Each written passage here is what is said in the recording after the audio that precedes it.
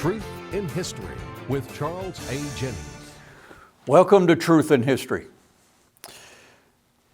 On this video, I would like to clarify something that has been in the minds of a lot of Christian people for decades. And that is, what is the meaning of Ezekiel chapters 40 through 48? What about this temple that is being built? And the misunderstanding comes in with the modern idea of the Jews going back to Israel and the Lord needs another temple. And the Jews need another temple to worship in. So that's going to be, in their minds, in this Christian Zionism concept, that's going to be a Jewish temple, not a Christian temple. But yet, on the other hand, a lot of people say, no, it's going to be a temple for the three major religions of the world: Christianity, Judaism, and Islam. Well, what about Buddhism, Hinduism, Shintoism, and tribalism? Where's their temple? So they say, well, it's going to be a temple for all mankind, and it's going to be a temple that will bring every religion together. Well, you know, to me, that's a bunch of baloney. It's not going to happen. They may build a temple, but it won't be God's temple. So in Ezekiel chapter 40 and following,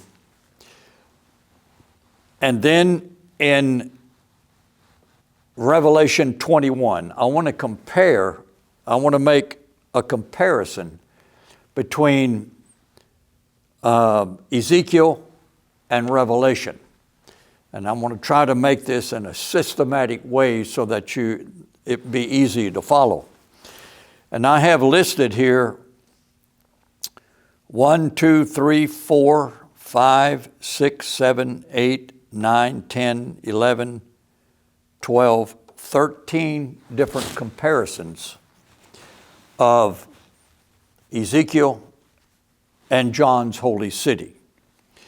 So, first in Ezekiel, it'd be easier to do this with two Bibles, so you could have both of them open at the same time. But I'm going to be just kind of going from one to the other, back and forth. First, Ezekiel. I'm going to number these. That way I think it will be more systematic when I call out one, so that you'll know that I've gone to the next point.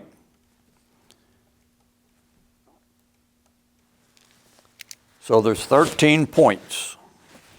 So point number one, in Ezekiel, and I'm not going to read a whole lot, but just go to the main point that I'm trying to stress. Ezekiel 40, verse 2, in the visions of God brought he me into the land of Israel, and set me upon a very high mountain, by which was as the frame of a city on the south. Set upon a high mountain. Revelation 21:10. And he carried me away in the Spirit to a great and high mountain, and showed me that great city. So we have a mountain and a city. So is this a separate, is Ezekiel an earthly city, an earthly mountain, and Revelation a heavenly mountain and a heavenly city? No, they're both the same.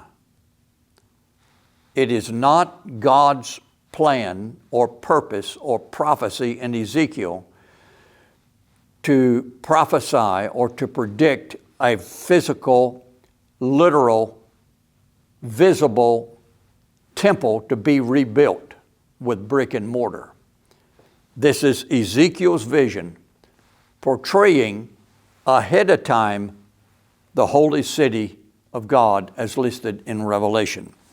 Point number 2, in verse Ezekiel 40:3.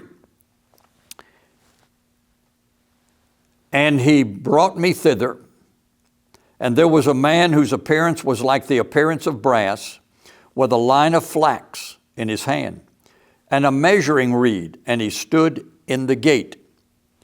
In Revelation 21:15, it tells us, and he that talked with me had a golden reed to measure the city, and the gate thereof, and the wall thereof. Point number 3, back to Ezekiel 40 and verse 5. And behold, a wall on the outside of the house round about, and the man's hand a measuring reed of 6 cubits long by the cubit, and an handbreadth. So he measured the breadth of the building 1 reed, and the height 1 reed. The temple is measured. Ezekiel, now Revelation 21:16. And the city lieth 4 square, and the length is as large as the breadth, and he measured the city with the reed, 12,000 furlongs, the length and the breadth, and the height of it are equal.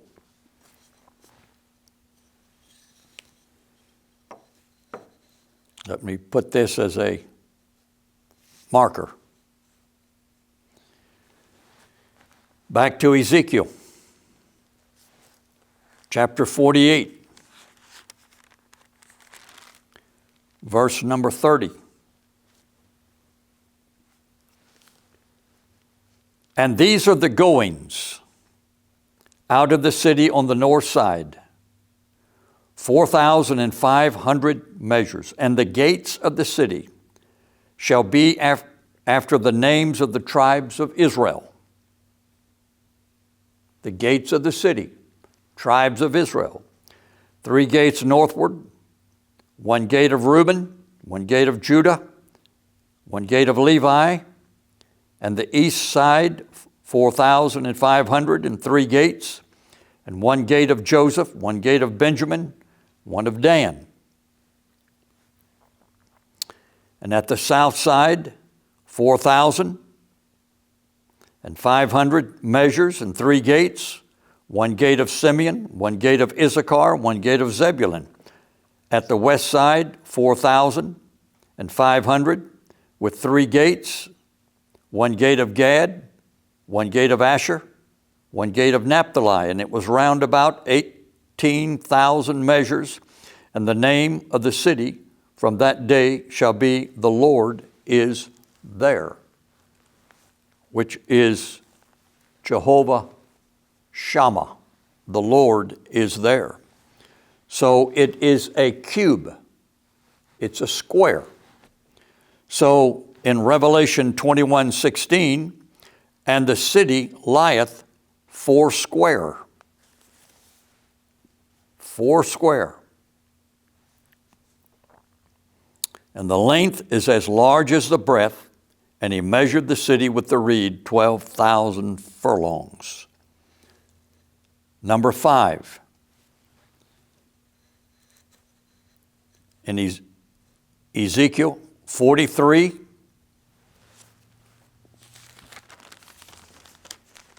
(13). 43:13. And this is what it's talking about. It's talking about the altar. And these are the measures of the altar after the cubits, etc.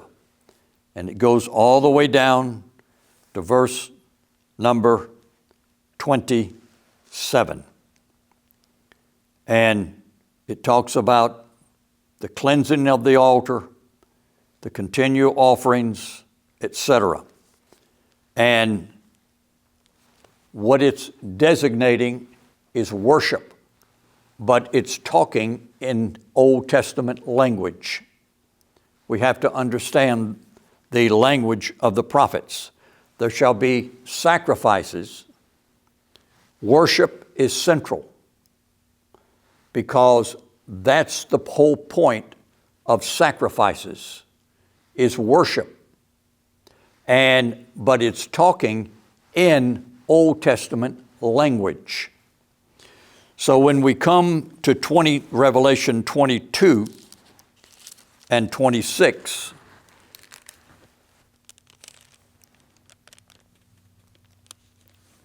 Revelation 22 and I've got the wrong 21:24.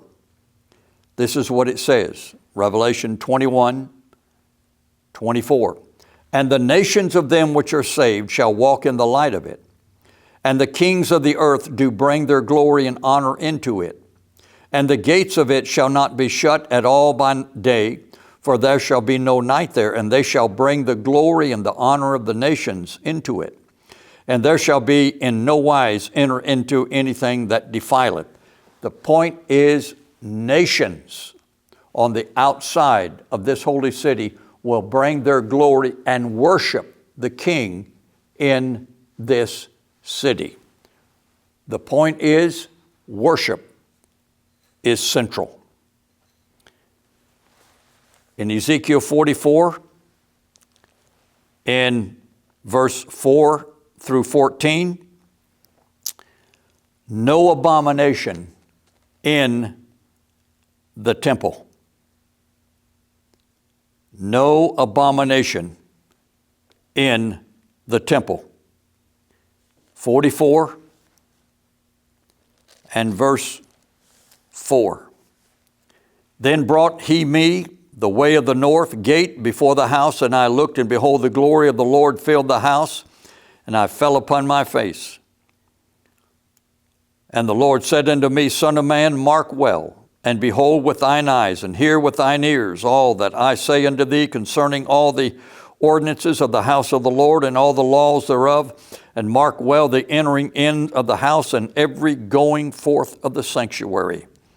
And thou shalt say to the rebellious, even to the house of Israel, Thus saith the Lord God, O ye house of Israel, let it suffice all of you of your abominations, and that ye have brought into my sanctuary strangers, uncircumcised in heart, and uncircumcised in flesh, to be in my sanctuary, to pollute it, even my house, even ye offer my bread, the fat and the blood, and they have broken my covenant because of all your abominations.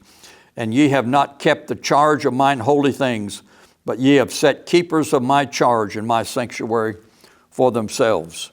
In verse 9, thus saith the Lord God, No stranger uncircumcised in heart, nor uncircumcised in flesh, shall enter into my sanctuary of any stranger that is among the children of Israel. Well, it goes on and on. In other words, the main point, speaking in Old Testament language, no abominations, no uncleanness in the temple of the Lord. In Revelation 21 and verse 27, And there shall in no wise enter into it anything that defileth, neither whatsoever worketh abomination or maketh a lie, but only they which are written in the Lamb's book of life. That was point number 6. Back to Ezekiel 44. Start with verse 15, talking about priest. Priest will minister before the Lord, talking in Old Testament language.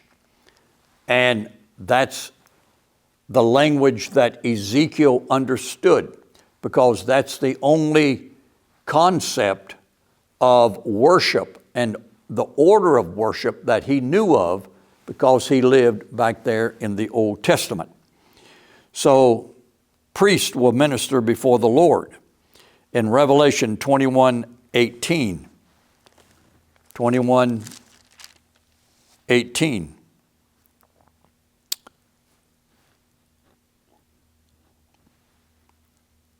and the building of the gate, or the building of the wall, was jasper. All these precious stones. And chapter 20 and verse 6.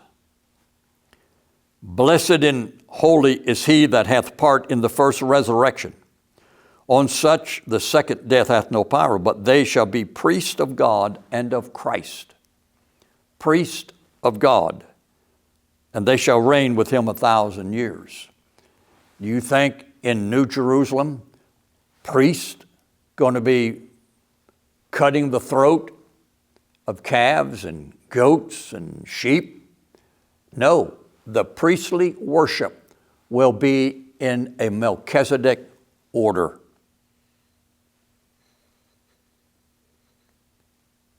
Point number 8. 12 gates for the sons of Israel. Ezekiel 48, 30 to 34. I read this once before. The gates of the city shall be after the names of the tribes of Israel. 3 gates north, 3 gates south, east, and west. So that makes 12 gates. What do we have in in Revelation 21 and verse 12? And had a wall great and high, and had 12 gates. At the gates 12 angels, and names written thereon, which are the names of the 12 tribes of the children of Israel.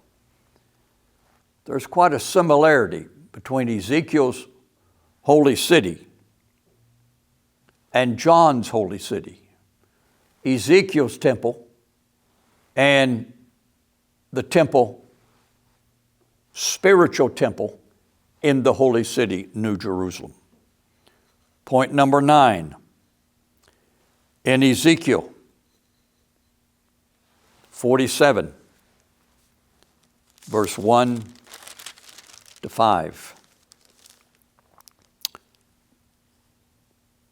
Afterward he brought me again into the door of the house, and behold, waters issued out from under the threshold of the house eastward, for the forefront of the house stood toward the east, and the waters came down from the right side of the house at the south side of the altar.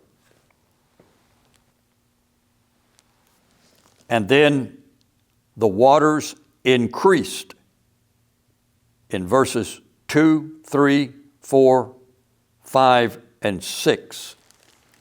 So water flowing out from the temple. In Revelation 22, in verse 1, it says, and he showed me a pure water, he showed me a pure river of water of life, clear as crystal, proceeding out of the throne of God and of the Lamb. Where is this flowing from? You see, Jesus Christ is the temple in the New Jerusalem. And the water flows out from the temple, up throughout the city, and it flows out of Jesus Christ, not out of a physical temple. Point number 10.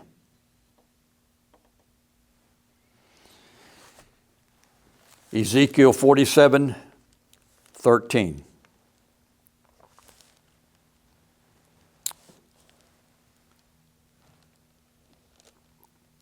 Thus saith the Lord God, this shall be the border, whereof ye shall inherit the land according to the 12 tribes of Israel. Joseph shall have 2 portions. And it continues on. In other words, a designated land location. In Revelation 22:5, and there shall be no night there.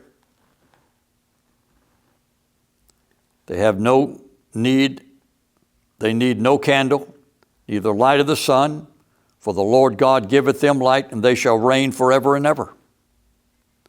And then 21, Revelation 3 and 4. And I heard a great voice out of heaven saying, Behold, the tabernacle of God is with men, and he will dwell with them, and they shall be his people, and God himself shall be with them and be their God.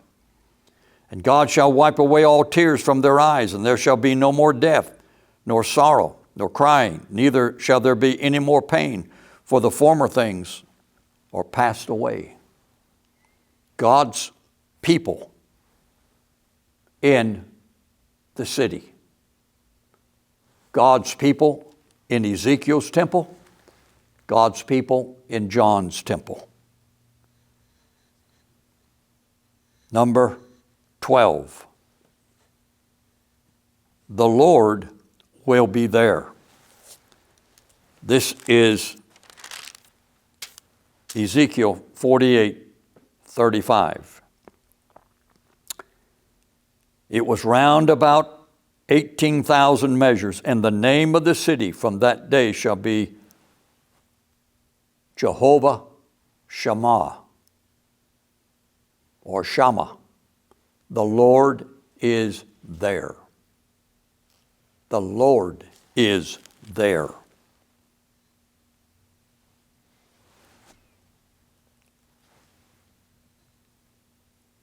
In Revelation 21:22, I know I'm going over a lot of these verses over and over, but it shows that the Ezekiel prophecy and the Revelation prophecy overlap. I saw no temple there, for the Lord God Almighty and the Lamb are the temple of it. The Lord is there. Jesus is there. In Ezekiel's temple and in John's holy city. And the last one,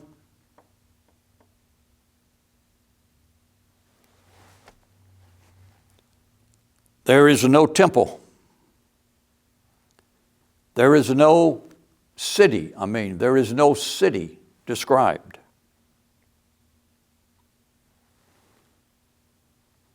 But in Revelation, the city has no temple, of which I've already read. So just for our understanding,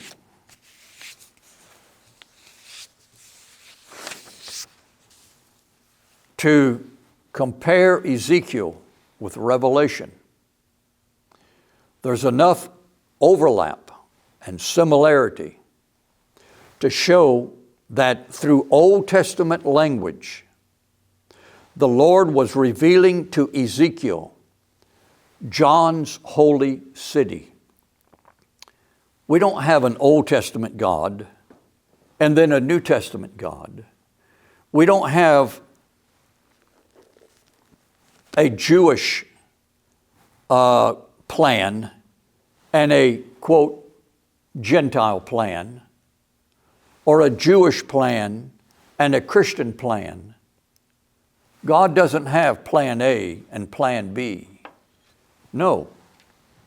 It's God's way of describing in the Old Testament a New Testament fulfillment of His plan and purpose. because it's the same God, the same people, Israel, same plan, same purpose. So I pray that this simple little lesson will help clarify some things in our own heart and mind and understanding. And once again, if you would like a magazine from this ministry, we send them out free of charge. And we'll put you on the mailing list. And we publish this 3 times a year. The material, the subject material that's in these magazines varies quite a bit. Mainly Bible, religious subjects. And then sometimes we will talk about some current events or political issues. But we always try to keep them Christ-centered and to reveal God's plan of His order by His spoken word and by His spoken law in our world today. Because America, where we live, needs to follow the law of God. And some Christians think that the law is just carnal. It's according to what law you're talking about.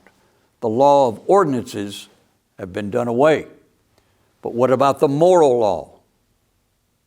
The commandments, the judgments, the statutes.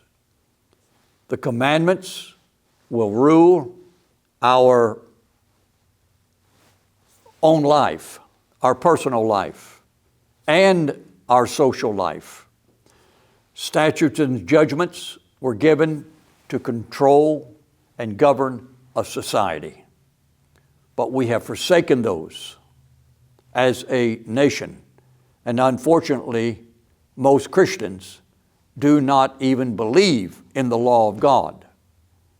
But yet Paul said the law was good and spiritual. But we have to follow it. I pray that this lesson has been a blessing to you. Until next time, Jesus Christ is coming. He is the same yesterday, today, and forever.